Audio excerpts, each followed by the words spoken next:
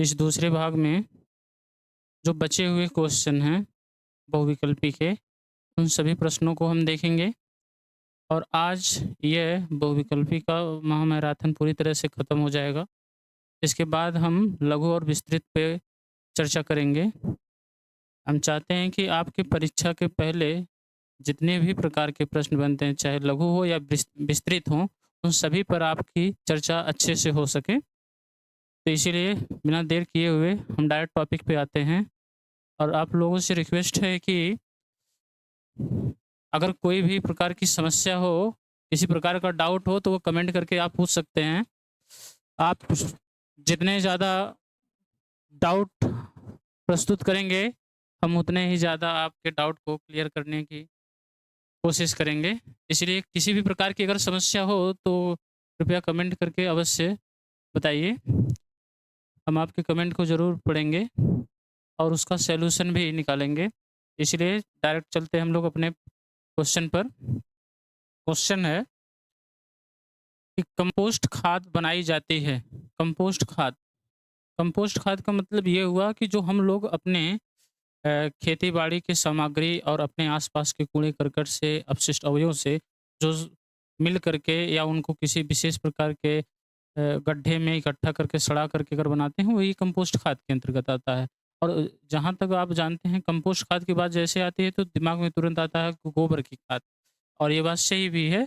तो इसमें कह रहा है कंपोस्ट खाद किससे बनाई जाती है? तो इसमें जो पहला ऑप्शन दिया है, वह दिया है आपका गोबर से। दूसरा जो ऑप्शन दिया है, बा ऑप्शन देखिए यहाँ पर आ गया है। तो बा ऑप्शन जो दिया है कूड़ा-करकट से कूड़ा-कचरा से और सा ऑप्शन में जो दिया है उस जिसमें आ और बा दोनों को शामिल किया है। और द ऑप्शन में इनमें से कोई नहीं। तो आप हमेशा याद रखिएगा कंपोस्ट खाद जो होती हैं वो अक्सर आपके घरों के जो अपशिष्ट अवयव होते हैं जानवरों के जो अपशिष्ट मल होते हैं उन्हीं को ही विशेष प्रकार के गड्ढे में रख करके कीड़े-मकोड़े के द्वारा उसे कई दिनों तक सड़ाया जाता है जिसकी वजह से ये कंपोस्ट खाद बनती है। तो आप डायरेक्ट समझ सकते हैं कंपोस्ट खाद का संबंध जो है वह गोबर से भी है और कूड़ा-कचरा से भी होता है। कूड़ा-कचरा का मतलब होता है जो सब्ज़ी के छिलके होते हैं और जो सूखी घासें होती हैं इन सबको भी गड्ढे में डालकर सड़ा करके इनको जो कंपोस्ट खाद में कन्वर्ट किया जाता है। तो ये दोनों शामिल हैं और आप सा में देख रहे हैं कि सा ऑप्शन में ये दोनों ही ऑप्शन शामिल हैं। इसीलिए आपके लिए जो सही जवाब होगा, वह होगा सा। अर्थात आप कह सकते हैं कंपोस्ट खाद जो होता है वो गोबर से भी बनता है और हमारे कूड़े कचरे से भी तैयार किए जाते हैं। ठीक है? चलिए अगले प्रश्न पे चलते हैं हम लोग। अगला प्रश्न है नाइट्रोजन उर्वरक से पौधे बढ़ते हैं। किस प्रकार बढ़ते हैं उनके बारे में हमें दिया है ऑप्शन में नाइट्रोजन उर्वरक। नाइट्रोजन उर्वरक का जो सबसे बेस्ट उदाहरण है वह यूरिया है। अब हम लोग जानते हैं यूरिया को लोग खेत में यूज़ करते हैं और खेत में यूरिया को जब भी यूज़ किया जाता है तो वह स्पेशली रूप से देखा जाए तो उनकी वृद्धि और विकास के लिए ज़्यादातर लोग यूज़ करते हैं। यूरिया की बात किया जाए तो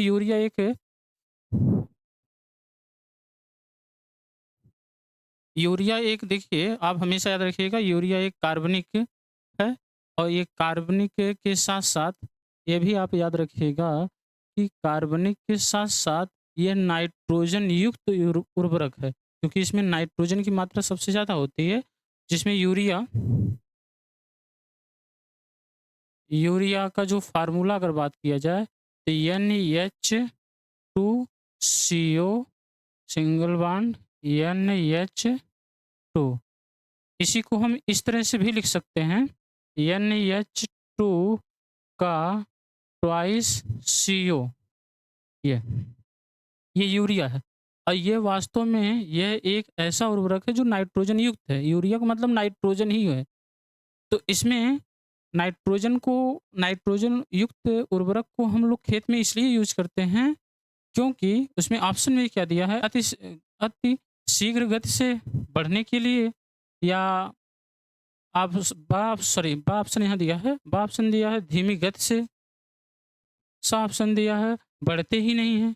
इनमें से कोई नहीं। अब देखिए अब ये उर्वरक दिया जा रहा है तो किसी पौधे में वृद्धि और विकास ना हो, उस पौधे बढ़े ना, ऐसा हो ही नहीं सकता। इसका मतलब ये गलत है, ये भी गलत है। आपके पास जो बचे 2 ऑप्शन, तो 2 ऑप्शन ये है अति शीघ्रता से गति करते हैं, दूसरा दिया है धीमी गति से। क्या कोई किसान ये चाहेगा कि वह अपने पौधों में नाइट्रोजन उर्वरक डाले और उसके पौधों की जो गति है वह धीमी हो जाए। सभी लोग चाहते हैं तीव्र गति से वृद्धि हो उसका। तो इसका मतलब ये हुआ कि कहीं न कहीं ये ऑप्शन भी गलत है। तो आपके सामने स्पष्ट रूप से जो ऑप्शन सही आ रहा है, वह आ रहा है अति शीघ्र गति से। अर्थात हम नाइट्रोजन उर्वरक का उपयोग इसलिए करते हैं ताकि पौधों में वृद्धि अति शीघ्र से हो सके, बहुत जल्दी वह बढ़ सके, विकसित हो सके। चलिए अगले प्रश्न पे चलते हैं। अगला प्रश्न है जूल मात्रक। जूल मात्रक है किस राशि का है? ध्यान दीजिए, एक राशि होता है, एक मात्रक होता है। राशि का ही मात्रक हो सकते हैं, तो यहाँ जूल जो है एक मात्रक है। तो ये ऑप्शन में यहाँ दिया है, कुछ राशियों का नाम लिया है, उनमें से एक कौन-सा राशि का मात्रक है जूल? तो इसमें देखिए ध्यान दीजिएगा, जूल एक एसआई मात्रक है। एसआई मात्रक, सही है ना? तो इसमें जो पहला ऑप्शन दिया है कार्य का है, फिर दूसरा ऑप्शन जो दिया है वह ऊर्जा का, तीसरा ऑप्शन दिया है कार्य ऊर्जा दोनों का है या शक्ति का है। तो आपको एक बात बता दें, अभी फ़ॉर्मूला एक हम लिख दे रहे हैं, उससे आपको स्पष्ट हो जाएगा कि वास्तव में इस जूल का मात्रक मतलब जूल किसका मात्रक हो सकता है। ध्यान दीजिएगा, कार्य कार्य की जब भी बात होती है, कार्य को हम लोग डब्ल्यू से रिप्रेजेंट करते हैं। कार्य की जब भी बात होती है तो कार्य के लिए हम लोग लिखते हैं बल, बल मतलब एफ गुणे विस्थापन, विस्थापन। विस्थापन को आप यस से भी शो करते हैं, डी से भी शो कर सकते हैं, ये आपकी मर्ज़ी की बात है। अर्थात W is equal to formula हो गया एफ इंटू यस।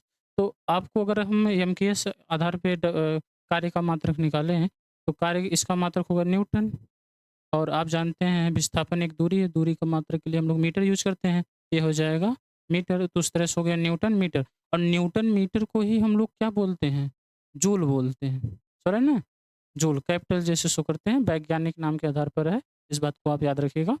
तो जूल इसका मतलब ये हुआ कि कार्य का मात्रक जूल है, ये सही है। एसआई मात्रक ये जो है, यह एसआई मात्रक है, इसको याद रखिएगा आप, ठीक? अब ये जो एसआई मात्रक दिया है, यह आप एक चीज़ और याद रखिएगा, जहाँ कार्य है, वहाँ कार्य तभी देखा जा सकता है, जब वहाँ पर ऊर्जा रहेगा। अर्थात बिना ऊर्जा के कार्य नहीं हो सकते हैं। इसका मतलब है कार्य और ऊर्जा दोनों एक ही प्रारूप हैं, बस दोनों एक अलग-अलग रूप के मतलब अलग-अलग राशि हैं, बट दोनों के लिए जो मात्रक होते हैं, वो सेम ही रहेंगे क्योंकि इनकी उत्पत्ति का जो प्रारूप है, वह एक जैसा है, एक समान है। इसका अर्थ ये हुआ कि हमारे कार्य का भी मात्रक जूल हो गया, ऊर्जा का भी मात्रक जूल हो गया। तो इसमें कौन-सा ऑप्शन आपके लिए सही जाएगा? ऑप्शन सा, ठीक? हाँ, जो भी समस्या हो तुरंत कमेंट करके आप लोग अवश्य बताइए। अगर आपको ये वीडियो अच्छा लग रहा है तो वो भी कमेंट करके बताइए।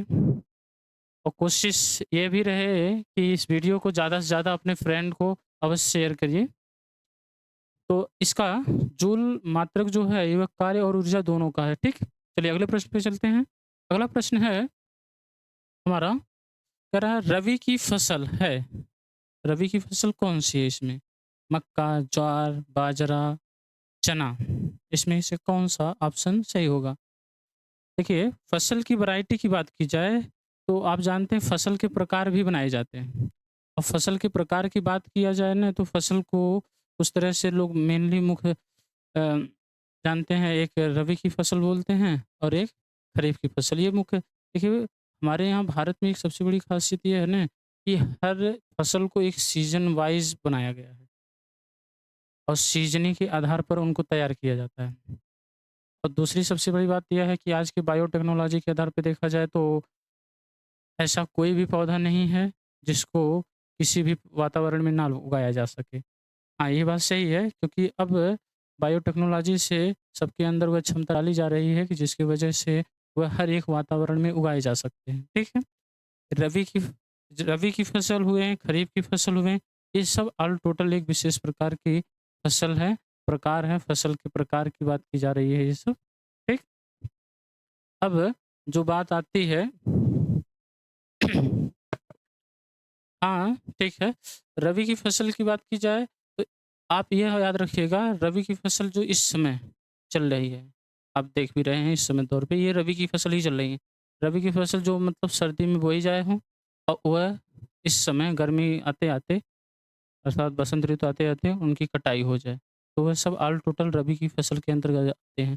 खरीफ की फसल की जो खासियत होती है, वह वर्षा ऋतु में लगाई जाती हैं। जैसे धान-ऊन की बात हो जाए तो, वो सब ऑल टोटल हमारे खरीफ की फसल के अंतर्गत आते हैं, ठीक? चलिए, तो इसमें जो कमेंट करके आप ज़रूर बताइए, इसका जो सही जवाब क्या होगा? और आई थिंक फसल के बारे में आपको जानकारी होना चाहिए, क्योंकि हम लोग अपने गाँव देहात से जुड़े हुए हैं और गाँव देहात से जुड़े लोगों को तो अच्छी तरह से ये जानकारी होनी ही चाहिए। रबी की फसल हो गए, खरीफ की फसल हो गए, इन सब के बारे में सबको नॉलेज होना चाहिए, ठीक? तो चलिए बताइए, आप कमेंट करके बताइए आप लोग, इसका सही जवाब क्या होगा?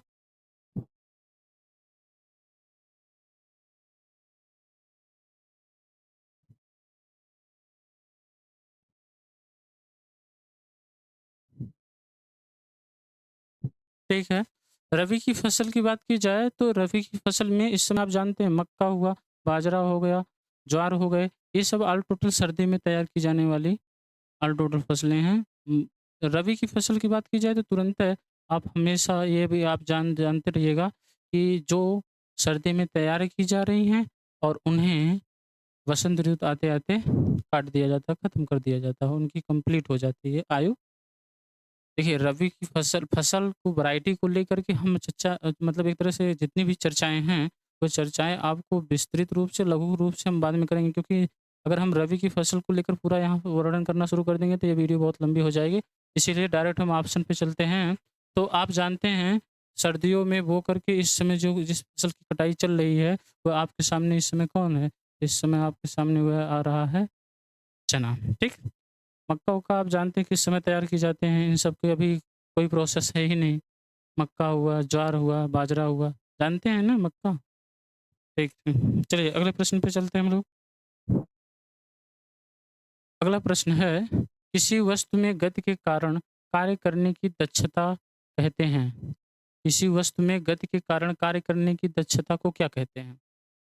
दक्षता, ध्यान दीजिएगा, अगर कोई वस्तु गति कर रहा है तो स्वाभाविक है वह गति करेगा, तो उसमें किसी प्रकार की एक ऊर्जा होगी तब वह गति करेगा। और वैसे आप जानते रहिएगा कि ब्रह्मांड का कोई भी द्रव्य हो, उस द्रव्य में स्थितिज ऊर्जा और गतिज ऊर्जा, यही 2 ही ऊर्जा होती हैं। ये दोनों ऊर्जा मिलके एक संपूर्ण ऊर्जा बनाती हैं, तो है ना यांत्रिकी ऊर्जा। इस बात को याद रखिएगा, यांत्रिकी ऊर्जा में 2 ऊर्जा, स्थितिज ऊर्जा और गतिज ऊर्जा, ठीक? तो कह रहा है कि अगर कोई वस्तु गति कर रहा है, तो गति के कारण की जो क्षमता उसे प्राप्त हुई है, उसे हम लोग क्या बोलेंगे? तो अब जब भी गति की बात आ जाए, तो तुरंत आप ये समझ जाइए कि उसको उसका संबंध डायरेक्ट किससे रहेगा? गतिज ऊर्जा से, ठीक? तो आप डायरेक्ट आप जवाब क्या दे सकते हैं? जवाब आप ये दे सकते हैं कि किसी वस्तु में गति जो प्राप्त होती है, वह मुख्य रूप से गतिज ऊर्जा के कारण ही प्राप्त होती है, ठीक? जब तक गतिज ऊर्जा रहेगी, तब तक वो गति करेगा। जिस दिन उसके अंदर गतिज ऊर्जा खत्म, वह शिथिल हो जाएगा, स्थिर हो जाएगा। तब इसका मतलब उसके पास स्थितिज ऊर्जा ही रह गई है। बा तो आपका सही जवाब क्या जाएगा? आपका सही जवाब जाएगा गतिज ऊर्जा। चलिए अगले प्रश्न पे हम लोग चलते हैं। अगला प्रश्न है, यांत्रिकी लाभ होता है। यांत्रिकी लाभ, जैसे देखिए ये उत्तोलक वाले प्रश्न हैं। उत्तोलक वाले चैप्टर से है प्रश्न। देखिए उत्तोलक को लेकर के मैंने बताया था, गारंटी है उत्तोलक से संबंधित या तो बहुविकल्पी या लघु या विस्तृत में नहीं, लेकिन लघु और बहुविकल्पी में लेकर के काफ़ी ज़्यादा हद तक उत्तोलक से संबंधित आते रहते हैं। और यांत्रिकी लाभ का मतलब ये हुआ कि कहीं न कहीं एक ऐसे यंत्र जिसका उपयोग हम लोग भारी वस्तुओं को उठाने के लिए करते हैं, भारी वस्तुओं के लाभ के लिए करते हैं, वही यांत्रिकी लाभ की बात हो रही है। तो जब भी बात की जाए तो किसी भारी वस्तु को, ध्यान दीजिएगा, किसी भारी वस्तु को अगर हमें उठाना रहेगा, तो उस वस्तु को उठाने के लिए, ध्यान दीजिएगा, उस भारी वस्तु को उठाने के लिए यहाँ पर हम बल लगाएँगे और यहाँ पर देखिए ये भार है। इसका मतलब है कि यहाँ पर भार की स्थिति भी देखी जा रही है और बल की स्थिति भी देखी जा रही है। और जब बल लगाएँगे तो इस भारी वस्तु को हम एक स्थान से दूसरे स्थान तक बहुत आसानी से कहीं पर भी कर सकते हैं। तो सीधा इसका तात्पर्य ये हो गया कि कहीं न कहीं यांत्रिकी लाभ है, तो 100% वहाँ वेट की भी बात होगी, वेट मतलब भार की बात भी होगी, बल की भी बात होगी। कन्फर्म? लेकिन यहाँ पर जो पहला ऑप्शन दिया है, वह दिया है कि डब्ल्यू गु मतलब वेट अर्थात भार गुणे बल, ऐसा नहीं होता है। यांत्रिकी लाभ के लिए भार गुणे बल सूत्र नहीं होता है। सूत्र आपको पता होना चाहिए। अगर नहीं पता है तो डोंट वरी, आपको विस्तृत और लघु के बारे में जब इस चर्चा होगी, उसका मैराथन जब चलेगा, तो गारंटी है आपको किसी भी प्रकार का डाउट नहीं रहेगा और हर एक प्रकार के समस्याओं का निवारण आपका होगा। हाँ, उसके निवारण 100% होगा, बस आप हमारे वीडियो से जुड़े रहें, हमारे चैनल से जुड़े रहें और अपने विचारों को ज़रूर हमारे सामने प्रस्तुत करें, कमेंट करके अवश्य बताइए। चलिए, तो इसका मतलब ये हुआ, ध्यान दीजिएगा, यांत्रिकी लाभ की बात की जाए, तो यांत्रिकी लाभ बराबर सूत्र होता है भार भार बटे बल। तो इसके लिए जो सही जवाब आपके सामने आ रहा है, वह आ रहा है ऑप्शन नंबर बा, ठीक? तो इसका सही जवाब क्या होगा? ऑप्शन बा, ठीक है। आप लोग भी बोल सकते हैं, अपना भी विचार प्रस्तुत कर सकते हैं। वो गलत हो रहा है या सही हो रहा है, वो तो बात का विषय है, लेकिन एक बार तो अनुमान तो लगा ही सकते हैं। क्योंकि ये सब जितने भी टॉपिक्स हैं, ये सब आपके 9वीं 10वीं क्लास से रिलेटेड हैं। तो और आप लोग 9वीं 10वीं क्लास को पढ़े हैं, तो आई थिंक एक बार तो थोड़ा बहुत तो आपको कुछ रिवाइज़ तो होगा ही, पीछे वाले टॉपिक्स को। नहीं हो रहा तब भी कोई बात नहीं, सब कंप्लीट चलेगा, ठीक? चलिए अगले प्रश्न पे चलते हैं। अगला प्रश्न है, कह रहा है सरल मशीन कौन है? सरल मशीन का मतलब है जिस मशीन में बहुत ज़्यादा यंत्रों की जोड़ने की आवश्यकता ना हो, जिस मशीन को संचालित करने के लिए किसी विशेष प्रकार की ऊर्जा की आवश्यकता ना हो, ऐसी मशीन को ही सरल मशीन के अंतर्गत रखा जाता है। सरल मशीन को लेकर के क्वेश्चन तो बहुत कम आते हैं, बट जब भी आते हैं तो ये बहुविकल्पी और लघु में ही आते हैं, इस बात को आप याद रखिएगा। तो सरल मशीन के अंतर्गत देखिए, मोटरसाइकिल एक जटिल मशीन है, इस पे याद रखिएगा। मशीन मशीन ये भी याद रखिएगा, मशीन का मतलब होता है जो हमारी कार्यप्रणाली को सरल बनाता है, ईज़ी बनाते हैं। कहीं न कहीं मशीन की जो उत्पत्ति है, वो मशीन अंग्रेजी वर्ड है।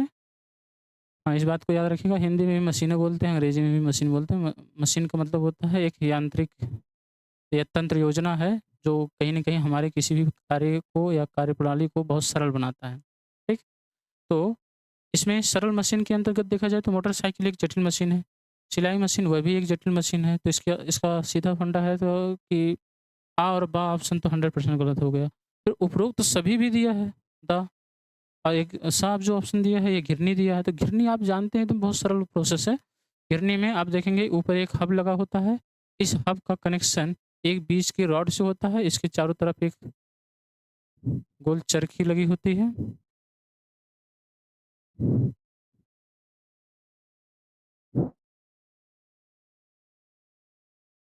अब ओहो!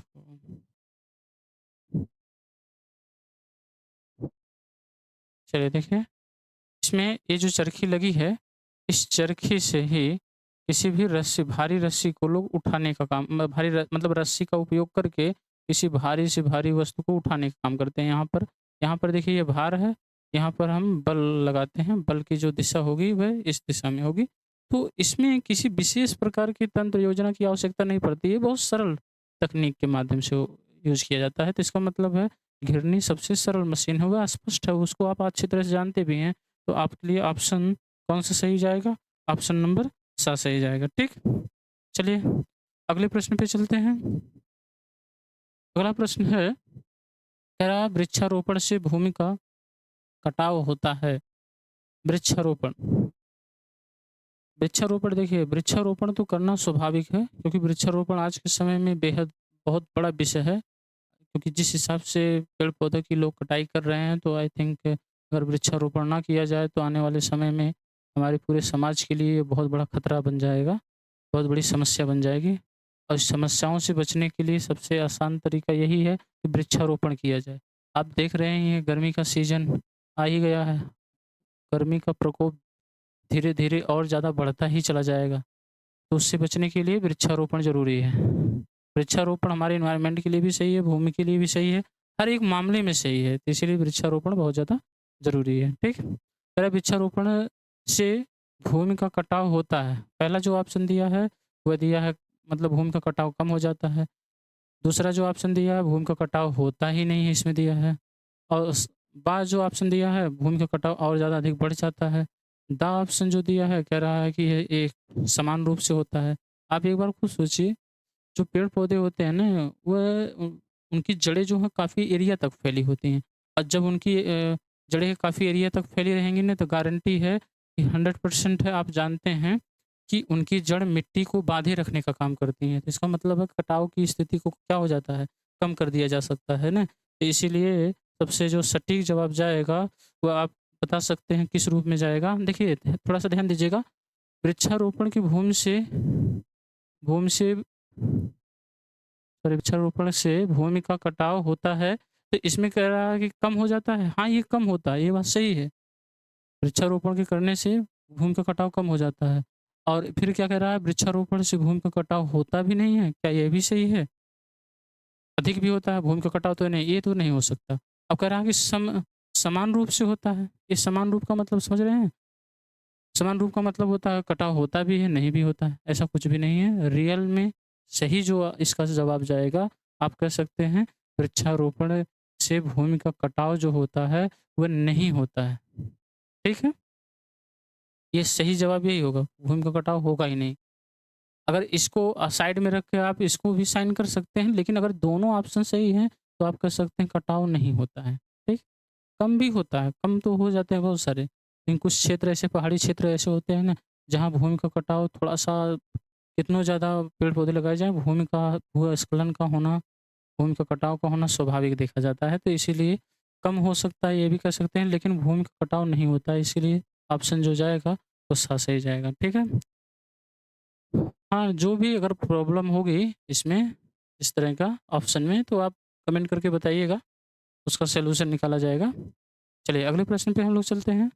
अगला प्रश्न है, कह रहा है बलुई दोमट मिट्टी में रेत की मात्रा होती है, कितनी मात्रा? जो बलुई दोमट मिट्टी होती है, उसमें रेत पाई जाती है, रेत की मात्रा बहुत ज़्यादा होती है, और उस रेत की मात्रा कितना परसेंटेज होता है?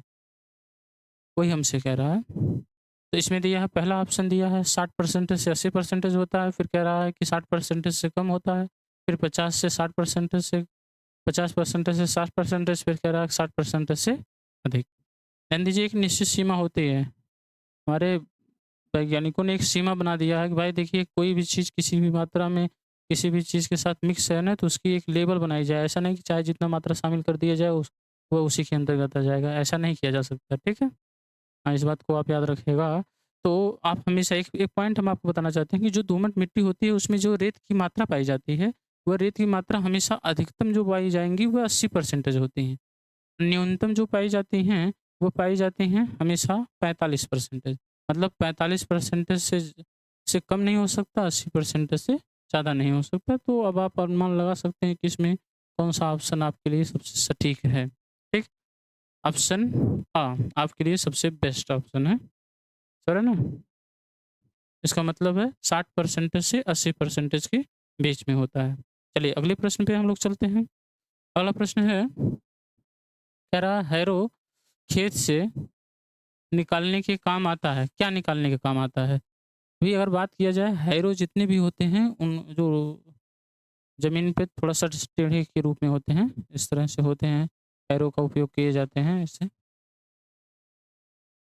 अब हैरो का वैसे बैल-वैल के माध्यम से हैरो को लोग चला करके फसल को उगने से पहले लोग इसका उपयोग करते थे, ताकि ऊपर की मिट्टी को, सॉरी, नीचे की मिट्टी को ऊपर ला करके जितने भी खरपतवार हैं, उनको ऊपर लाया जा सके, और धूप में ज़्यादा समय तक रहेंगी इनकी जड़ें, या इनके जितने भी तने होते हैं, वह सब सूख करके ख़त्म हो जाएँगे। तो इसका मतलब ये हुआ कि कहीं न कहीं आप हैरो की बात की जाए, तो मिट्टी को ऊपर लाने का काम करते हैं, ठीक है, अच्छी बात है। इसमें पहला ऑप्शन दिया है खरपतवार निकालने का काम, ये भी सही है कि हैरो का उपयोग जो है खरपतवार निकालने के लिए ही काम होता है। मिट्टी को भी निकालने के लिए काम होता है, ये बात सही है।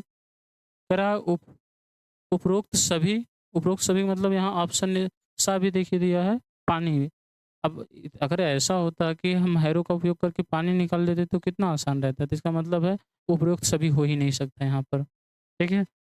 पानी भी नहीं हो सकता, तो इस आपके पास बस 2 ही ऑप्शन बच रहे हैं, जिसमें से आप कंफर्म कर सकते हैं, या तो खरपतवार हो सकता है या तो मिट्टी। लेकिन हैरो का जो मुख्य उद्देश्य होता है, वो उद्देश्य होता है कि मिट्टी से जितने भी आल-टोटल खरपतवार हैं, उन्हें बाहर निकाला जा सके ताकि वो धूप में ज़्यादा समय तक रहें, वो सूख करके नष्ट हो जाएँ।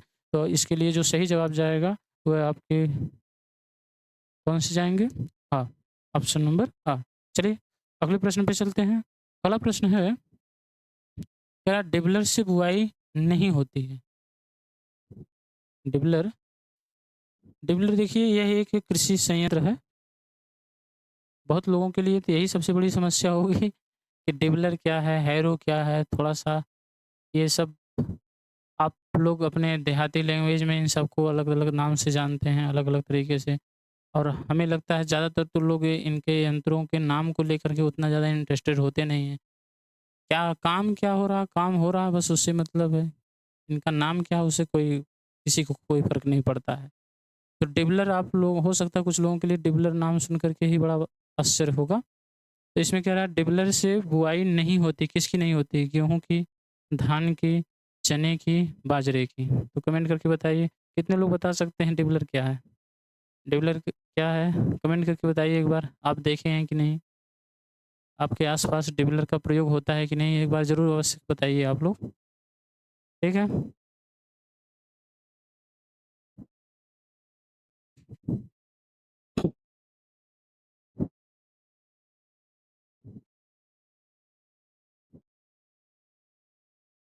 चलिए अगर देखा जाए डिबलर डिबलर ध्यान दीजिएगा, डिबलर का मतलब है किसी भी प्रकार के फसल को अगर हम लोग नीचे दबा करके जैसे खेत में छींट दें और इसके बाद ऊपर से उसको हैरो को चला करके उसको ढकने का काम किया जा रहा है, तो उसको हम लोग कहीं न कहीं ये कह सकते हैं कि वो डिबलर के अंतर्गत नहीं आएँगे। और आप जानते हैं गेहूँ हुआ, चना हो गया, बाजरा हो गया, इनको ज़मीन लोग खेत में फैला करके फिर उसको ढकने का काम करते हैं। तो इसका मतलब ये हुआ कि केवल एक ही ऐसा प्रोसेस बच रहा है, मतलब डिबलर का काम ही होता है कि किसी भी प्रकार के बीज को खेत में जो डाले गए हैं, उनको पैरों के माध्यम से ऊपर ढक दिया जाए। लेकिन यहाँ पर बात किया जाए तो ये सब ऑल टोटल डिबलर से, मतलब गेहूँ की बात किया जाए, ये भी ढकने का काम करता है बीज को। अगर हम लोग चने की बात करें, ये भी ढकने का काम करता है। बाजरे की बात किया जाए, ये भी वही काम करता है। बच रहा है एक ही ऑप्शन, वह है धान। धान ही एक ऐसा अवयव है जिसका डिबलर के माध्यम से उपयोग नहीं किया जाता है, तो इसके लिए सही जवाब जो जाएगा वह कौन सा जाएगा? चलिए अगले प्रश्न पे चलते हैं। अगला प्रश्न है, सिंचाई का सिंचाई की कटाऊ पानी विधि है, क्या है? अपलावन या प्रवाह विधि, फिर दूसरा दिया है कुंड विधि, फिर तीसरा ऑप्शन दिया है छिड़काव विधि, और चौथा ऑप्शन दिया है क्वारी विधि। क्वारी मतलब क्यारी जिसे हम लोग बोलते हैं। इसमें कह रहा है सिंचाई की जो कटाव विधि होती है, जिसमें जैसे सिंचाई हो रही है तो जिसमें हम लोग नाली में जाने वाले पानी को कटा-कटा करके अलग-अलग प्रकार के पार्ट में हम लोग डालते हैं। अलग-अलग पार्ट में पानी के लिए एक रास्ता बनाते हैं, उसी की बात कर रहा है। तो सिंचाई की कटाव पानी विधि किसके अंतर्गत आती है? तो इसमें दिया है अपलावन या प्रवाह विधि। आप जानते हैं जब सिंचाई हो रही है और नाली में पानी बह रहा है तो उसे प्रवाह विधि ही के अंतर्गत रखा जाएगा ना। कुंड विधि का मतलब होता है पानी को एक जगह पे इकट्ठा करके जब ये पानी को इधर-उधर फैलाया जाता है, तो उसे हम लोग बोलते हैं कुंड विधि के अंतर्गत आता है। छिड़काव विधि में आप जानते हैं फुहारे के तरह से पानी इधर-उधर फैलने का काम करता है। अब क्वारी विधि में भी आप देखेंगे पानी को लोग एक-एक क्यारी में भर-भर के लोग इधर-उधर फैलाने का काम करते हैं। तो इसके लिए जो सही जवाब जो जाएगा, वह ऑप्शन आपके लिए सही जवाब जाएगा, ठीक? थोड़ा-सा एक बार विचार किया करिए, प्रश्न क्या है एक बार उसे समझेंगे, तो अपने आप आंसर का जो है स्पष्टीकरण होता रहेगा। चलिए अगले प्रश्न पे चलते हैं। अगला प्रश्न है, कह रहा है, ये देखिए यहाँ पर टाइपिंग में गलत हो गया, ये एमकेएस होना चाहिए। हिंदी में माकसा लिख दिए गए हैं, लेकिन इसका एमकेएस पद्धति। पद्धति की बात हो रही है ना, तो पद्धति देखिए जितनी भी राशियाँ हैं, उन राशियों को लेकर के मात्रक बनाए गए और मात्रक बनाते समय अलग-अलग पद्धति बनाई गई, वो भी अलग-अलग समय में। आप जानते हैं सबसे पहले जो अंग्रेज़ों के द्वारा जब हमारा देश गुलाम था, उस समय अंग्रेज़ों के द्वारा जो सबसे पहली पद्धति बनाई गई थी, उसका नाम है सीजीएस पद्धति। सीजीएस सीजीएस पद्धति। सीजीएस पद्धति के बाद ही लोग एफपीएस पद्धति को लेकर आए। एफपीएस पद्धति, फुट पाउंड सेकंड पद्धति।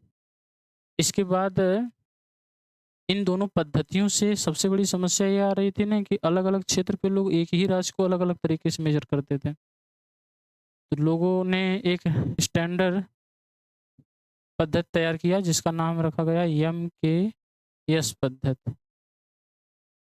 मास द्रव्यमान किलोग्राम सेकंड, सुन रहे ना? मास किलोग्राम सेकंड। आज के समय में इसे मॉडिफाई करके, मतलब इसमें काफ़ी ज़्यादा संशोधन करके इसको एक नया नाम दिया गया, एसआई पद्धति। इसको याद रखिएगा। अगर आपसे कोई पूछ ले रहा है कि पद्धतियाँ कितनी बनाई गई थी, तो मुख्य रूप से 3 ही पद्धतियाँ हैं। सीजीएस पद्धति, एफपीएस पद्धति, एमकेएस पद्धति। एमकेएस पद्धति को ही संशोधन करके एसआई पद्धति नाम दिया गया है। इस बात को भी आप ध्यान दीजिएगा। ऐसा नहीं कह दीजिएगा 4 पद्धति बनाए गए हैं। 4 पद्धति नहीं, एसआई पद्धति जो है, वो एसआई पद्धति मुख्य रूप से एमकेएस पद्धति का ही प्रारूप है, केवल उसको मॉडिफाई किया गया है, उसमें कुछ संशोधन किए गए हैं, उसे थोड़ा आज के आधुनिक तौर पर प्रस्तुत किए गए हैं। तो अगर हम एमकेएस पद्धति में कार्य का जो मात्रक की बात किया जाए, अभी इस पर चर्चा हुई भी थी। पीछे इसके पहले भी क्वेश्चन हमने किया, तो कार्य कार्य का मात्रक, एसआई मात्रक हम लोग खुद निकाले थे, उसमें आप लोग देखे भी थे। तो इसमें आप देख सकते हैं, इसका जो पहला ऑप्शन दिया है न्यूटन। न्यूटन एक बल का मात्रक होता है, ये भी जानते हैं। मीटर एक दूरी का मात्रक होता है, और न्यूटन प्लस मीटर, ये कोई इस तरह का कोई मात्रक होता ही नहीं है। इसलिए स्पष्ट है कि ये गलत है। अब आपके लिए सही जवाब जो स्पष्ट रूप से दिख रहा है, वैसा है, अर्थात आप कह सकते हैं कार्य का जो एसआई मात्रक है, वह क्या है? जूल है। ठीक? हाँ, मात्रक उत्तरक को लेकर के एक क्वेश्चन तो फिक्स है आपके डीएलएड में, कि मात्रक उत्तरक को लेकर एक क्वेश्चन तो पक्का पूछते रहते हैं। तो इसलिए चलिए अगले प्रश्न पे चलते हैं हम लोग। ऊर्जा का अगर प्रमुख स्रोत की बात की जाए, तो इसमें ध्यान दीजिए, ऑप्शन दिया है चिमनी, सूर्य का प्रकाश, लालटेन और इनमें से कोई भी नहीं। तो आप जानते हैं एक प्राकृतिक रूप से हमें ऊर्जा सबसे ज़्यादा प्राप्त होती है। आप ये भी मत देखिए कि हमें केवल स्पेशल आपके लिए है। एक ऐसी ऊर्जा है जो हर एक प्रकार के जीव-जंतुओं के लिए, पेड़-पौधों के लिए आवश्यक है, और वह ऊर्जा और कोई नहीं है, वह है सूर्य की प्रकाश। अर्थात सूर्य की ऊर्जा एक ऐसी ऊर्जा है जो बहुत कॉमन है, जो सरल है, बहुत सहज है और सबके लिए आवश्यक है। इसीलिए ऊर्जा का जो सबसे प्राथमिक और प्रथम या मुख्य स्रोत हो सकता है, वो सूर्य का प्रकाश ही हो सकता है। इसीलिए आपका जो सही जवाब जाएगा, वह बा जाएगा। चलिए, ऐसे प्रश्न को लेकर के ज़्यादा आपको सोचना-विचारना नहीं चाहिए, क्योंकि ये प्रश्न इस तरह का आप लोग बहुत सारे पढ़ चुके भी हैं। हो रहा है कि नहीं? अगला है, 1 जूल होता है। सब मिला करके यह आपसे 1 जूल होता है किसके बराबर होता है, ये हमसे पूछ रहा है। हो रहा है ना? पीछे हम इसके बारे में चर्चा किए थे, कि हम आपको बताए भी थे कि जो कार्य होता है, कार्य, कार्य का सूत्र होता है बल, बल मतलब F गुणे विस्थापन, विस्थापन मतलब यश। ठीक है? और आप जानते हैं कि इन्हीं दोनों को हम लोग क्या बोलते हैं, 1 जूल। अब हमने बताया कि कार्य को हम लोग जूल में मापते हैं, तो 1 जूल की बात कर रहा है, और 1 जूल तब आ सकता है जब लगने वाला बल भी 1 न्यूटन का हो और गुणे विस्थापन भी 1 मीटर का हो। अर्थात सब मिला करके यदि हम किसी वस्तु पर 1 न्यूटन का बल लगाकर उसमें 1 मीटर का विस्थापन उत्पन्न करते हैं, तो इसका अर्थ ये हुआ कि हमें उस वस्तु पर किया गया जो हमारे द्वारा कार्य है, वह कितना है? 1 जूल है। तो इसके लिए जो सही जवाब होगा, अब आप स्पष्ट कर सकते हैं। सब मिला करके आप ये कह सकते हैं कि यदि 1 न्यूटन का बल लगा करके किसी वस्तु में 1 मीटर का विस्थापन उत्पन्न किया जा सकता है, तो हमारे द्वारा जो किया गया कार्य होगा, वह 1 जूल होगा। तो इस प्रकार के स्पष्टीकरण से आप ये 100% बता सकते हैं कि इसमें कौन-सा ऑप्शन आपके लिए सही रहेगा। आप देख सकते हैं, ऑप्शन नंबर अ में इसमें लिखा है 1 न्यूटन गुणे 1 मीटर। दूसरे में दिया है 1 metre plus 1 newton plus 1 metre. कभी हो ही नहीं सकता। प्लस-वलस करके कोई मात्रक हो सकते हैं? नहीं। यहाँ पे दिया न्यूटन प्रति मीटर, ये भी गलत है। इनमें और यहाँ पे दिया है मीटर प्रति सेकंड। सेकंड का यहाँ कोई दूर-दूर तक कोई वास्ता ही नहीं है, यहाँ समय का कोई बोध ही नहीं है। कार्य में आप जानते हैं जूल जो है वो कार्य का मात्रक है, कार्य का कहीं समय से कोई बोध होता ही नहीं है। यहाँ सूत्र के हिसाब से देखा जाता है। समझ रहे हैं ना? इसीलिए आपके लिए जो सही जवाब जाएगा वह ऑप्शन नंबर आ रहेगा। ठीक? अगले प्रश्न पे चलते हैं हम लोग। अगला प्रश्न है नियमित खाद के प्रयोग से होती है क्या? उपज में वृद्धि होती है, पानी में वृद्धि होती है, मिट्टी में वृद्धि होती है या इनमें से कोई नहीं? आप लोग अपने खेत में खाद का उपयोग किस लिए करते हैं? किस चीज़ के लिए? बोलिएगा। मिट्टी बढ़ाने के लिए? मिट्टी कम पड़ जाती है? एक ऐसे प्रश्न को लेकर के तो मुझे लगता है कि किसी को कोई डाउट नहीं होना चाहिए और हम लोग गाँव से जुड़े हैं, खेती से जुड़े हैं, तो हमें लगता है कि ऐसे प्रश्न को तो लेकर के ज़्यादा डाउट, ज़्यादा समस्या नहीं होना चाहिए। तो नियमित खाद के प्रयोग से क्या होता है? उपज में वृद्धि होती है। ऐसा नहीं है कि पानी में वृद्धि भी हो जाती है, मिट्टी में वृद्धि होती है। इसके लिए जो सही ऑप्शन जाएगा वह ऑप्शन आ रहेगा, ठीक? अगले प्रश्न पे चलते हैं। हुँ, ठीक।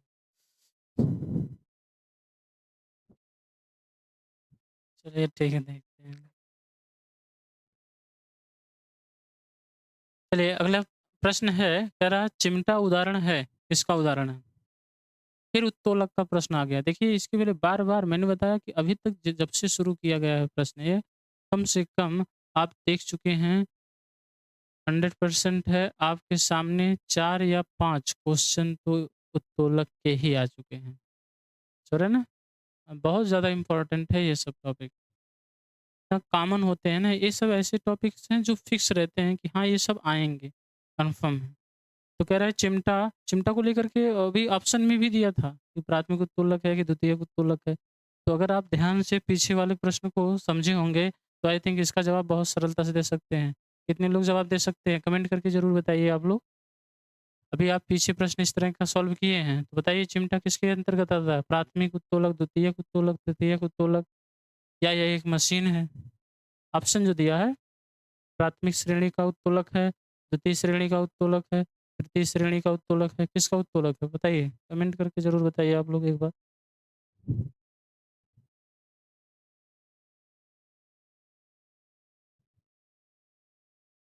हाँ, एक बार तो प्रयास तो करना ही चाहिए आपको, इतना ज़्यादा भी ढील नहीं होना चाहिए। चिमटा जो होता है, वह प्राथमिक उत्तोलक के अंतर्गत आता है कि तृतीयक या द्वितीयक? तो इसका जो सही जवाब जाएगा, देखिए अब ये तीसरी-चौथी बार चिमटे को लेकर के तीसरी-चौथी बार ये प्रश्न पूछा जा रहा है। तो तृतीयक उत्तोलक जो सॉरी तृतीयक उत्तोलक के अंतर्गत वैसे पीछे आप लोग एक क्वेश्चन पढ़े थे, तो चिमटा के अंतर्गत आता है। सरौता को लेकर के भी क्वेश्चन किया गया था। तो इसका जो सही जवाब जाएगा, वह ऑप्शन नंबर सा ही रहेगा। देखिए, इसमें यहाँ पर जो क्रम है, वो लोग बहुत ज़्यादा चेंज कर दिए हैं। आ, बा, सा, दा इधर-उधर हो गया है। इससे आप कन्फ्यूज़ मत रहिएगा। कहीं से कुछ टाइपिंग करने वाले थोड़ा-सा मिस्टेक कर दिए होंगे बनाते समय वह, ध्यान नहीं दिए होंगे, बट आप लोग ध्यान दीजिएगा। ऑप्शन यहाँ उल्टा दे दिया गया है। आ को बा के स्थान पे, बा को सा के स्थान पे ऐसा-ऐसा बोल दिया जा रहा है। ठीक है? तो आपके लिए जो सही जवाब जाएगा, वह ऑप्शन नंबर सा रहेगा। ठीक है? ऑप्शन नंबर 2 है बट आप देख रहे हैं वो शायद यहाँ पे लिखा गया तो जैसा भी रहेगा। तो आप बता दीजिएगा चिमटा जो है वह आपके तृतीय श्रेणी का उत्तोलक के अंतर्गत आता है। चलिए अगले प्रश्न पे हम लोग चलते हैं।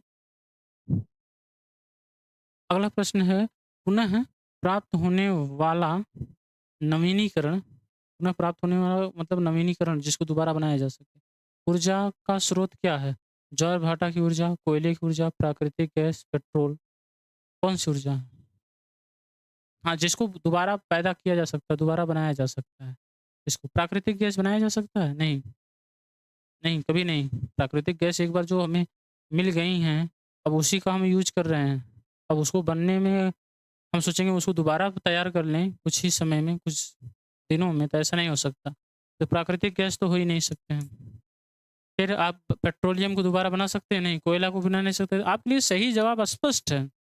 आपका सही जवाब है ज्वार-भाटा की ऊर्जा। ज्वार-भाटा की ऊर्जा जो होती है, इसे हम लोग नवीनीकरण कर सकते हैं। ये आप जानते हैं 24 घंटा में हमेशा आती रहती हैं। हर 24 घंटा में ये दोहराए जाते हैं। इसीलिए आपके लिए आप कह सकते हैं कि पुनः प्राप्त होने वाला जो नवीनीकरण की ऊर्जा का स्रोत है, वह आपके लिए क्या है? ज्वार-भाटा की ऊर्जा, ठीक है? चलिए अगले प्रश्न पे चलते हैं हम लोग। अगला प्रश्न है पुनः प्राप्त ना होने वाली नवीनीकरण ऊर्जा का स्रोत कौन-सा? कोयले की ऊर्जा, पवन ऊर्जा, सौर ऊर्जा। सौर ऊर्जा प्राप्त किया जा सकता है, पवन ऊर्जा भी प्राप्त हो सकता है, बहते हुए जल की ऊर्जा भी प्राप्त किया जा सकता है। जो नहीं प्राप्त हो सकता है, वह कोयले की ऊर्जा। देखिए ऐसे प्रश्न को तो 1 सेकंड भी नहीं लगना चाहिए। तुरंत, तुरंत आप जवाब दे सकते हैं, ठीक?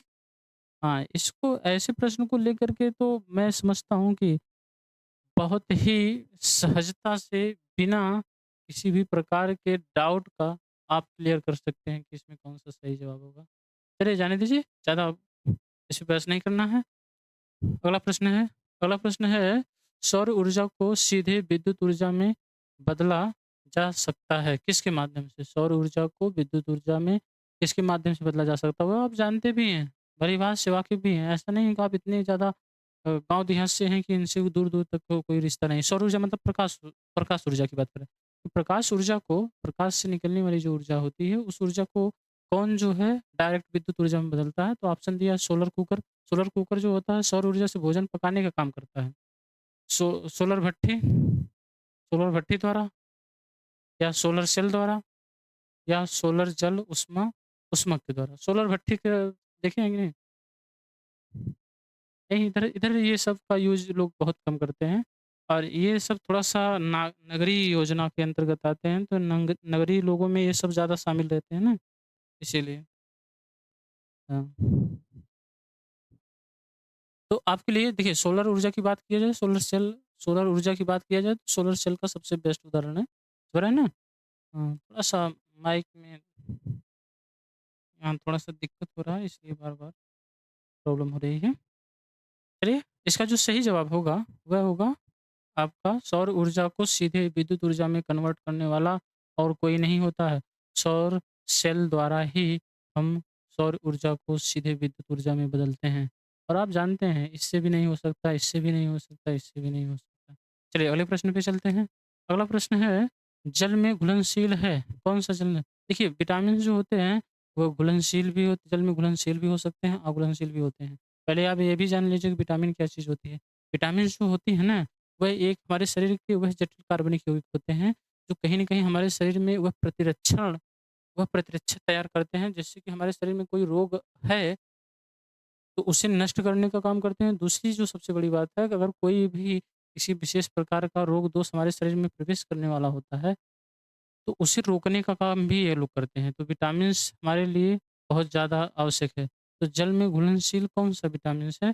इसमें जो ऑप्शन दिया है, वो विटामिन ए दिया है, विटामिन बी दिया है, विटामिन सी दिया है, विटामिन डी दिया है। हाँ, हाँ, विटामिन देखिए, विटामिन को लेकर के बहुत सारे प्रश्न और भी आगे पूछे जाएँगे। विटामिन्स में कई सारे विटामिन्स लोगों का रासायनिक नाम ही पूछ देता है, कि बताइए विटामिन ए का रासायनिक नाम क्या है? विटामिन बी का रासायनिक नाम क्या है? इस तरह से भी क्वेश्चन पूछे जाते हैं, तो इस बात को आप विशेष ध्यान रखिएगा। विटामिन को लेकर के बहुत हद तक क्वेश्चन पूछे जाते हैं। तो ध्यान दीजिएगा, कार्बनिक देखिए जितने भी हैं ऑल टोटल ये कार्बनिक ही यौगिक हैं, जो जल में घुलनशील हो भी सकते हैं, नहीं भी हो सकते हैं, क्योंकि बहुत सारे कार्बनिक यौगिक हैं। ज़्यादातर कार्बनिक यौगिक यही होते हैं कि जल में वो अघुलनशील होते हैं। लेकिन हम यहाँ पर अगर ध्यान से देखें, तो विटामिन ए ये जल में घुलनशील है। अब नींबू विटामिन ए विटामिन सी मतलब आप नींबू भी की बात कर रहे हैं, तो उसको जल में आसानी से घोल लेते हैं। विटामिन डी की बात किया जाए, उसको भी आप आसानी से जल में घोल सकते हैं। तो यहाँ विटामिन बी ही एक स्पष्ट रूप से दिख रहा है, जो जल में अघुलनशील के रूप में है। ये विटामिन्स को लेकर के हम बहुत सारे आपको तरीके कैसे हम विटामिन्स याद करेंगे, कि इन कौन से विटामिन का कौन-सा रासायनिक नाम है, कौन जल में घुलनशील है, कौन जल में अघुलनशील है। वैसे आपको स्पष्ट तो हो ही गया है। यहाँ पर आपको हमने बता दिया विटामिन बी जो है जल में जो है पूरी तरह से घुलनशील होता है और जितने भी अल टोटल हैं वो जल में अघुलनशील होते हैं। इनको डाला जाएगा जैसे सरसों का तेल पानी-वानी में तैरता है, वैसे ये लोग भी तैरना शुरू कर देते हैं। आगे बताएँगे विटामिन्स को लेकर के, आगे इस पर बहुत बढ़िया से चर्चा होती रहेगी। चलिए अगले प्रश्न पे हम लोग चलते हैं। अगला प्रश्न है दाँतों की मजबूती के लिए आवश्यक क्या है? फास्फोरस, कैल्शियम, प्रोटॉन कैल्शियम तथा फास्फोरस दोनों, इसमें से क्या ज़रूरी है? सबसे ज़्यादा ज़रूरी यह है कि दाँतों की मजबूती के लिए ब्रश करना ज़रूरी है। अब ब्रश ही नहीं करेंगे तो कहाँ से मजबूत रहेगा? तो आप कमेंट कर कमेंट करके बताइए, दाँतों की मजबूती के लिए क्या आवश्यक है? Phosphorus, calcium, proton. प्रोटान का संबंध कहाँ हमारे दाँतों से हो सकता है? प्रोटान, क्या ऐसा हो सकता है? हैं? एक बार आप खुद सोचिए, प्रोटान हो सकता है जी। चलिए, फास्फोरस दिया है, कैल्शियम दिया है, प्रोटान दिया है। देखिए फास्फोरस है हद तक जैसे हमारे शरीर के जितने भी अवयव होते हैं, दाँत हमारा जो होता है ना वो एनिमल्स नामक एक रसायन होते हैं, उनके माध्यम से ये तैयार किए नहीं जाते, स्वतः तैयार होते हैं। और इसको तैयार करने के लिए 2 तत्वों की आवश्यकता पड़ती है। एक तो फास्फोरस की भी आवश्यकता पड़ती है, एक कैल्शियम की भी आवश्यकता पड़ती है। इन दोनों का होना आवश्यक होता है। इसका मतलब ये हुआ कि जब दाँत की मजबूती के लिए इन दोनों का होना ज़रूरी है, तो इसका अर्थ ये है कि इसमें सा ऑप्शन आपका सबसे बेस्ट जाएगा। अर्थात कैल्शियम और फास्फोरस दोनों ही हमारे दाँतों की मजबूती के लिए बेहद आवश्यक हैं। चलिए अगले प्रश्न पे चलते हैं। अगला प्रश्न है, कह रहा है पैकेट का दूध संरक्षित किया जाता है किससे? रसायनों द्वारा, पाश्चुरीकरण द्वारा, प्रोटॉन तथा न्यूट्रॉन द्वारा और द ऑप्शन दिया है इनमें से कोई नहीं। देखिए प्रोटॉन और न्यूट्रॉन द्वारा तो उसे संरक्षित किया ही नहीं जाएगा, स्पष्ट है। और इसमें कह रहा है इसमें से कोई नहीं। ये भी एक सोचने वाली बात है। रसायनों द्वारा, रसायन का मतलब क्या? किसी प्रकार के रसायन को इसमें शामिल करके इसको संरक्षित किया जाता है, इसको बचाया जा सकता है। आप लोगों के हिसाब से आप लोग दूध के पैकेट को खरीदते होंगे। शहर के लोग ज़्यादातर यूज़ करते हैं। ज़्यादातर लोग वही लोग यूज़ करते हैं, तो आई थिंक 100% आप लोग जानते होंगे। तो आप लोग बताइए पाश्चुरीकरण क्या होता है, ये आप जानते हैं कि नहीं? पाश्चुरीकरण आप नहीं पता ना? ठीक है, कोई बात नहीं है। इस पे हम चर्चा करेंगे अच्छे से आपको। लेकिन आप ये भी याद रखिएगा, रसायन से अगर हम दूध को संरक्षित करेंगे तो 100% है वह दूध बहुत जल्दी खराब हो जाएँगे। और प्रोटॉन की बात किया जाए न्यूट्रॉन का, तो इसका दूध-वूध तक कोई संबंध नहीं है। कोई भी नहीं है, ऐसा हो ही नहीं सकता है। इसका मतलब है जो सही जवाब जाएगा वह ऑप्शन नंबर सही है। ठीक है? अगला अगला प्रश्न है, चलिए अगले प्रश्न पे चलते हैं हम लोग। अगला प्रश्न है, परमाणु का समस्त द्रव्यमान निहित होता है कहाँ पर? भाई केंद्र में। परमाणु का समस्त द्रव्यमान निहित होता है किस पे? केंद्र में। और केंद्र में कौन-कौन रहता है? प्रोटॉन रहता है, न्यूट्रॉन रहता है। तो आप जानते हैं, स्पष्ट हो गया। अर्थात परमाणु का समस्त द्रव्यमान निहित होता है किसमें? प्रोटॉन तथा न्यूट्रॉन पर। तो आपके लिए सही जवाब क्या होगा? स्पष्ट है, ध्यान दीजिएगा। परमाणु जो होते हैं उस परमाणु में नाभिक नाभिक होता है, नाभिक में प्रोटॉन प्लस और न्यूट्रॉन, इलेक्ट्रॉन जो होते हैं वो चारों तरफ इसका चक्कर लगाते हैं। तो स्पष्ट है ना? ठीक। चलिए अगले प्रश्न पे चलते हैं। चर्चा होगी परमाणु-वरमाणु को लेकर के, उनकी संरचनाओं को लेकर के बढ़िया से प्रश्न मिलेंगे। विस्तृत पे इस पे चर्चा होगी अच्छे से। क्या किसी तत्व का परमाणु क्रमांक बराबर होता है, किसी तत्व का परमाणु क्रमांक बराबर होता है उसके परमाणु में उपस्थित हैं, क्या-क्या कंडीशन दिया है? कह रहा है न्यूट्रॉनों की संख्या के, प्रोटॉनों की संख्या के, प्रोटॉनों तथा न्यूट्रॉनों की संख्या के, प्रोटॉन प्लस न्यूट्रॉनों की संख्या के। अगर किसी तत्व का परमाणु क्रमांक बराबर होगा तो उसके परमाणुओं में उपस्थित ये और क्या बराबर हो सकता है? प्रोटॉन, मैंने एक आपको इसके पहले वीडियो में बताया था कि प्रोटॉन बराबर होता है इलेक्ट्रॉन के, और ये दोनों बराबर होते हैं जड़ के। जड़ मतलब परमाणु क्रमांक के। अर्थात आप डायरेक्ट ये कह सकते हैं कि अगर हमारे तत्वों का परमाणु क्रमांक है तो ये डायरेक्ट बराबर होगा किसके साथ? प्रोटॉनों की संख्या के साथ। स्पष्ट है ना? हाँ, इस बात याद रखिएगा। क्योंकि ध्यान दीजिएगा परमाणु क्रमांक किसे कहते हैं, तो आप कह दीजिएगा परमाणुओं के नाभिक में उपस्थित जो धन कण होते हैं, धन कण या प्रोटॉनों की जो संख्या होती है उसी को हम लोग क्या बोलते हैं? परमाणु क्रमांक बोलते हैं। तो इसके लिए जो सही जवाब होगा वो प्रोटॉन की संख्या होगा। ठीक है? ये प्लस-व्लस वाला सब गलत रहेंगे, अर्थात ऑप्शन नंबर ब आपके लिए सबसे सही रहेगा। चलिए अगले प्रश्न पे चलते हैं। अगला प्रश्न है, निम्न में से सरल मशीन कौन-सा? फिर वही क्वेश्चन, घिरनी। चलिए अगले प्रश्न पे चलते हैं, जाने दीजिए। इस तरह के क्वेश्चन तो आप लोग सॉल्व ही किए हैं। सीढ़ी किस प्रकार का उत्तोलक है? सीढ़ी जिस पे हम लोग चलते हैं स्टेप बाय स्टेप, तेरा किस प्रकार का उत्तोलक है? प्रथम श्रेणी का उत्तोलक है, द्वितीय श्रेणी का उत्तोलक है, तृतीय श्रेणी का उत्तोलक है, किसके अंतर्गत है? बताइए, कमेंट करके बताइए आप लोग। या इनमें से कोई नहीं? तेरा सीढ़ी किस प्रकार का उत्तोलक है? प्रथम श्रेणी का है, द्वितीय श्रेणी का है कि तृतीय श्रेणी का? आप लोग बताइए।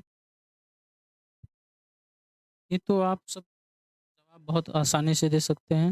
अगर आप देना चाहेंगे तो, नहीं देना चाहते हैं तो बात अलग ही है।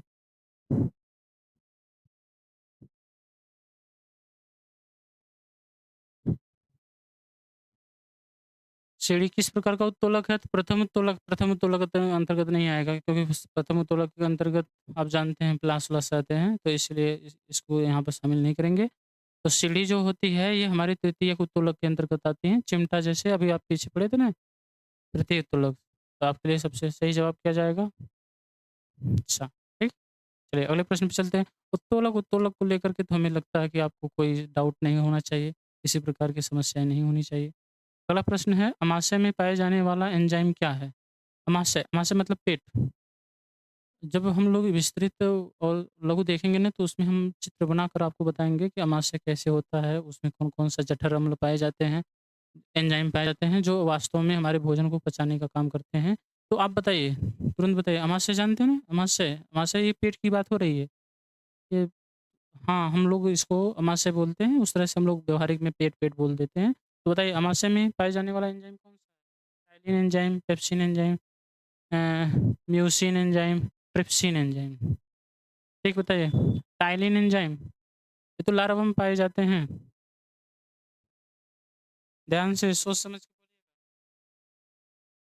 अमाशय में कौन-सा एंजाइम पाया जाता है? अमाशय में कौन-सा एंजाइम पाया जाता है? टाइलिन ये लार्वा हम लोगों का पाया जाता है, ये जानते रहिएगा आप लोग। क्योंकि टाइलिन टाइलिन बहुत ज़्यादा ये अगर मुख में लार्वा जो होता है ना बहुत गाढ़ा हो जाता है ना, तो टाइलिन की सांद्रता बढ़ जाती है, इससे ये बगल-वगल में साइड में पक जाते हैं, HCl की मात्रा बढ़ने के कारण। हाँ, चलिए वो सब जाने दीजिए। पहले जो हमारा अमाशय में पाए जाने वाला जो सबसे अच्छा एंजाइम है, वह कौन-सा है? पेप्सिन। पेप्सिन जो होता है भोजन को लुगदी बनाने में काम करता है। पेट में भोजन लुगदी बनता है, इस बात को आप याद रखिएगा। लुगदी बनाना का मतलब होता है जो बड़े-बड़े अवयव होते हैं उनको छोटे-छोटे टुकड़ों में विभाजित करने का काम करता है। चलिए अगले प्रश्न पे चलते हैं हम लोग। अगला प्रश्न है, कह रहा है शर्करा का नियमन करने में सहायक हार्मोन कौन-सा है?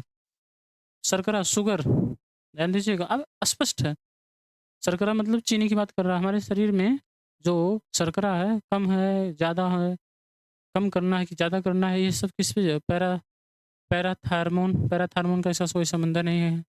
गैस्ट्रिन, कीटो, जैविक, ये सब तमाम प्रकार के नाम हम दिया है। छोड़िए, आपका स्पष्ट है, अर्थात इंसुलिन हार्मोन। इंसुलिन हार्मोन जो होते हैं, ये हमारे अग्नाशय ग्रंथि के द्वारा स्रावित किए जाते हैं। इंसुलिन हार्मोन के द्वारा ही ये हमारे ब्लड में घुले हुए जो ग्लूकोज होते हैं, उसकी मात्रा को कंट्रोल करते हैं, क्योंकि ये ग्लूकोज अगर रक्त की मात्रा में ज़्यादा हो जाते हैं, तो ये आपस में कंबाइन करके ग्लूकोज फ्रक्टोज ये सुक्रोज बनाते हैं। सुक्रोज मतलब चीनी, शर्करा बनाते हैं, जिसकी वजह से हमारे ब्लड में शर्करा की मात्रा बढ़ जाती है और हमें शुगर का रोग हो जाता है।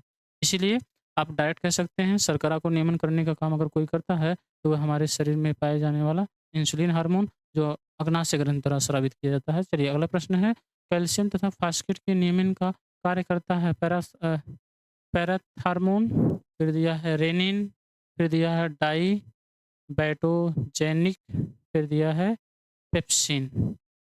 जो हमारे शरीर में कैल्शियम है, अभी कैल्शियम और फास्फोरस को लेकर क्वेश्चन भी पूछे गए थे, आप लोग पढ़े भी थे इसमें। दाँतों की मजबूती के लिए अभी आया था। इस तरह के क्वेश्चन है, ये बायोलॉजिकल क्वेश्चन है, बहुत बहुत अच्छे तरीके से इन सब के बारे में क्वेश्चन पूछता है। तो आप बताइए, कैल्शियम फास्फोरस के नियमन में कार्य करता है, क्या कार्य करता है? आप लोग बताइए, कमेंट करके बताइए जल्दी से। हाँ, ये सब सवाल का जवाब तुरंत आपको जवाब देना चाहिए। पैराथार्मोन, रेनिन, रेनिन कहाँ पाए जाते हैं? अग्नाशय ग्रंथि में। इसका संबंध हमारे फास्फोरस से कहाँ से हो सकता है? ये सब पाचन के रूप में है। रेनिन हुआ, पेप्सिन हुआ, ये सब ऑल टोटल पाचन हार्मोन के अंतर्गत आते हैं। पाचन नियमन के रूप में काम करते हैं। इसका मतलब है कि डायरेक्ट इसका संबंध हो ही नहीं सकता। इसका जो सही जवाब होगा, वह होगा पैराथार्मोन। ठीक है? चलिए अगले प्रश्न पे चलते हैं। अगला प्रश्न है, निम्नलिखित में से कौन-सा प्रत्यावर्ती परिवर्तन है? दूध का फटना, मोमबत्ती का जलना, मोम का पिघलना, सब्जी का पकना। प्रत्यावर्ती, ध्यान दीजिए प्रत्यावर्ती, प्रत्यावर्ती मतलब बदलने वाला, बार-बार बदला जा सकता है। किसको बदला जा सकता है? दूध का फटना, दूध फट जाएगा तो दूध फिर दोबारा बना सकते हैं। मोमबत्ती का जलना, मोमबत्ती मोमबत्ती का जलना, यहाँ याद रखिएगा, एक है मोमबत्ती का जलना, एक है मोमबत्ती का पिघलना। कोई चीज़ जब जल जाएगी तो उसे उसके वास्तविक रूप में नहीं लाया जा सकता है। ठीक है? हाँ, तो मोमबत्ती के जलना एक रासायनिक परिवर्तन हो जाता है। प्रत्यावर्ती की बात कर रहा है जिसको बार-बार परिवर्तित किया जा सकता है। मोम का पिघलना, मोम पिघलेगा फिर बनाया जा सकता है। सब्ज़ी का पकना, एक बार सब्ज़ी पका दीजिए इसके बाद फिर आलू को दोबारा उसे तैयार कर दीजिए। ऐसा कर पाएँगे? नहीं कर पाएँगे। ठीक है? चलिए, तो आपके लिए सबसे बेस्ट ऑप्शन क्या है? देखिए, मैंने बताया ना प्रत्यावर्ती जिसको बार-बार बदला जा सकते हैं। कुछ समय बाद बदल दीजिए, फिर आ जाएगा, फिर बदल दीजिए। और ऐसा हो सकता है तो केवल मोम के पिघलने में, क्योंकि मोम को पिघला करके दोबारा लाया जा सकता है उसी फ़ेज़ में। तो सही जवाब क्या होगा? ब। ठीक है, ऐसे थोड़ा-सा सोचा करिए आप लोग। चलिए अगला प्रश्न है निम्नलिखित में कौन-सा रासायनिक परिवर्तन है? कोयले को पीसकर पाउडर बनाना क्या है? रासायनिक परिवर्तन है? कागज़ के बड़े-बड़े टुकड़ों को छोटे-छोटे टुकड़ों में काटना, फिर कागज़ का जलना। इसमें पूछ रहा है कौन-सा रासायनिक परिवर्तन है? निम्नलिखित में कौन-सा रासायनिक परिवर्तन है? अगर हम मतलब कागज़ को जला देंगे, तो क्या कागज़ को पुनः प्राप्त कर लेंगे? काँच की बोतल का टूटना, काँच की बोतल को टूट कर के हम इसको दोबारा काँच बना सकते हैं। उसको किसी विशेष प्रोसेस के द्वारा बनाया जा सकता है। तो आप डायरेक्ट स्पष्ट बता सकते हैं निम्नलिखित में से कौन-सा रासायनिक परिवर्तन है? तो कागज़ का जलना, क्योंकि कागज़ को हम जला देंगे तो उसे दोबारा उसी फ़ेज़ में लाना असंभव है। समझ में आया? कोयला-वोयला का चूर्ण बना करके फिर उनको उसी फ़ेज़ में लाया जा सकता है। तो आपके लिए सही जवाब जो होगा, वो ऑप्शन नंबर स होगा। चलिए अगले प्रश्न पे चलते हैं हम लोग। ज्वालामुखी का फूटना क्या है? ज्वालामुखी का फूटना क्या है? ये मंद परिवर्तन है, प्रत्यावर्ती परिवर्तन है, अनुकूलन परिवर्तन है, अनियमित परिवर्तन है। कैसा परिवर्तन?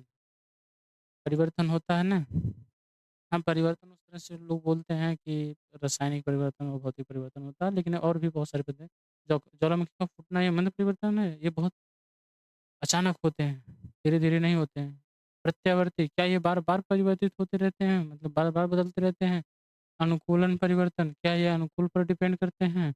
या अनियमित परिवर्तन, या इनकी कोई कोई नियमन है ही नहीं, ये वैसे के वैसे ही चलते हैं? चलिए आप बताइए, कैसा ये परिवर्तन है? अनुकूलन परिवर्तन कैसा परिवर्तन है? हुँ? ज्वालामुखी ज्वालामुखी जानते हैं ना? जब पृथ्वी के किसी भूभाग से परपटे से एक होल बाहर निकलता है, सॉरी, होल से बहुत तेज़ी से गर्म लावे बाहर से निकलते हैं जो अपने सामने आने वाली सभी वस्तुओं को नष्ट कर देते हैं, खत्म कर देते हैं। उसी की बात हो रही है। तो आप बताइए क्या सही जवाब होगा? हुँ? देखिए, ज्वालामुखी जो होता है ये मंद परिवर्तन तो होगा ही नहीं, काहे से ये बहुत तेज़ी से अचानक होते हैं। प्रत्यावर्ती परिवर्तन ऐसा नहीं है कि बार-बार फूट जाता है फिर चला जाता है, फिर फूट जाता है चला जाता है। प्रत्यावर्ती भी नहीं हो सकता। अनुकूलन परिवर्तन, क्या ये अनुकूल के अनुसार होता है कि चलो हाँ, आज मौसम खराब है तो चलो ये आज ज्वालामुखी उद्गार हो जाना चाहिए? ये थोड़ा-सा आप खुद सोचिए कि अनुकूल का मतलब होता है, क्या ये परिस्थितियों पे डिपेंड करता है? ये परिस्थितियों पे डिपेंड नहीं करता। जब हम ऐसी स्थिति बन जाती है तो तुरंत हो जाएगा, है ना? तो आप कह सकते हैं ज्वालामुखी जो है ये अनियमित परिवर्तन है, ठीक है? आपके लिए जो सही जवाब जाएगा वो क्या जाएगा? द। चलिए अगले प्रश्न पे चलते हैं हम लोग। अगला प्रश्न है, परमाणु के नाभिक में स्थित होते हैं, परमाणु के नाभिक में स्थित होते हैं क्या-क्या? प्रोटॉन तथा न्यूट्रॉन, एकदम स्पष्ट है, अभी हम चर्चा किए थे कि परमाणु होता है, परमाणु के नाभिक में प्रोटॉन और प्लस न्यूट्रॉन दोनों लोग शामिल होते हैं और इलेक्ट्रॉन उसके चारों तरफ चक्कर लगाता है, ठीक है? तो इसके लिए सही जवाब क्या होगा? प्रश्न नंबर का जो सही जवाब होगा वो प्रोटॉन तथा न्यूट्रॉन होगा। इलेक्ट्रॉन और न्यूट्रॉन होते हैं, प्रोटॉन तथा इलेक्ट्रॉन नहीं होते हैं। ये सब है ही नहीं। चलिए ठीक है, सही जवाब क्या होगा? हाँ, चलिए अगले प्रश्न पे चलते हैं। अगला प्रश्न है, कह रहा है निष्क्रिय गैस का इलेक्ट्रॉनिक विन्यास क्या होता है? ध्यान दीजिए, निष्क्रिय गैस की बात की जाए तो निष्क्रिय गैस की बात होती है जिनके आयतन कोश में या तो 2 इलेक्ट्रॉन रहेंगे या तो उनके आयतन कोश में 8 इलेक्ट्रॉन। 8 इलेक्ट्रॉन की प्राथमिकता दी जाती है अष्टक नियम क्योंकि ये अष्टक नियम का पालन करते हैं, इस बात को आप याद रखिएगा। आप कह दीजिएगा निष्क्रिय तो आप इसमें देख सकते हैं कि इसके वायतम कोष में 8 इलेक्ट्रॉन है। 8 इलेक्ट्रॉन की बात किया जाए तो ये है देखिए 2, 8। 2, 8 एक निष्क्रिय तत्व की इलेक्ट्रॉनिक व्यवस्था है और ये और किसी का नहीं, नियान का इलेक्ट्रॉनिक कॉन्फ़िगरेशन है ना? इलेक्ट्रॉनिक विन्यास को लेकर के हम अच्छे से बताएँगे बट आप इतना याद रखिएगा जिनके वायतम कोष में या तो 2 जैसे 2 की बात किया जाए तो हीलियम आ जाता है। अक्रिय तत्व में एक अकेला हीलियम ही ऐसा है जो अपने वायतम कोष में 2 इलेक्ट्रॉन रखकर अक्रिय व्यवस्था को दिखाता है। नहीं तो इसके बाद अन्य जितने भी अक्रिय लोग हैं अपने वायतम कोष में 8 इलेक्ट्रॉन रख कर के अपनी अस्थायी व्यवस्था बनाते हैं। तो आप हमेशा याद रखिएगा अक्रिय तत्वों की एक सबसे बड़ी खासियत होती है कि उनके वायतम कोष में 8 इलेक्ट्रॉन होते हैं। इन सबके वायतम कोष में 6, 7, 2 है। इसका मतलब है ये लोग अक्रिय के अंतर्गत नहीं आएँगे। ऑप्शन आपके लिए सही क्या रहेगा? स। चलिए अगले प्रश्न पे हम लोग चलते हैं। अगला प्रश्न है परमाणु द्रव्यमान का अंतर्राष्ट्रीय मात्रक क्या है? परमाणु द्रव्यमान का अंतर्राष्ट्रीय मात्रक क्या है? कह रहा है कार्बन 12 परमाणु, ऑक्सीजन ऑक्सीजन 16 हाइड्रोजन 1, नाइट्रोजन 14। तो ध्यान दीजिएगा जब परमाणु द्रव्यमान का अंतर्राष्ट्रीय और किसी परमाणु के परमाणु द्रव्यमान की बात होती है, तो लोग कार्बन 12 परमाणु कहते हैं। सुना ना? इसके लिए जो सही जवाब जाएगा अब ऐसा क्यों किया गया? ये किस आधार पे बनाया गया? कार्बन को ही क्यों चुना गया? इसके बारे में हम चर्चा करेंगे, आपको अच्छे से बताएँगे। चलिए अगले प्रश्न पे चलते हैं हम लोग। थोड़ा फ़ास्ट कर रहे हैं इसलिए क्योंकि वीडियो काफ़ी लंबी हो जा रही है। आज पूरा ऑल टोटल आपको ये समाप्त करना है इसीलिए। चलिए अगले प्रश्न देखते हैं। कह रहा कैल्शियम हाइड्रॉक्साइड का सही सूत्र है कैल्शियम हाइड्रॉक्साइड। कैल्शियम के ऊपर होता है +2 और हाइड्रॉक्साइड का मतलब OH की बात कर रहा है। तो 2 प्लस OH के ऊपर 1 माइनस होता है, आप हमेशा याद रखिएगा। तो 1 माइनस 2 प्लस को शून्य नहीं कर पाएगा, तो 2 माइनस चाहिए, 2 माइनस करने का मतलब होता है इसका ट्वाइस रहेगा। इसके लिए जो सही जवाब आपका देख रहे हैं, कैल्शियम हाइड्रॉक्साइड का CaOH का ट्वाइस होगा। ये गलत है, ये भी गलत है, ये भी गलत है। तो आपके लिए सही जवाब क्या जाएगा? हाँ, चलिए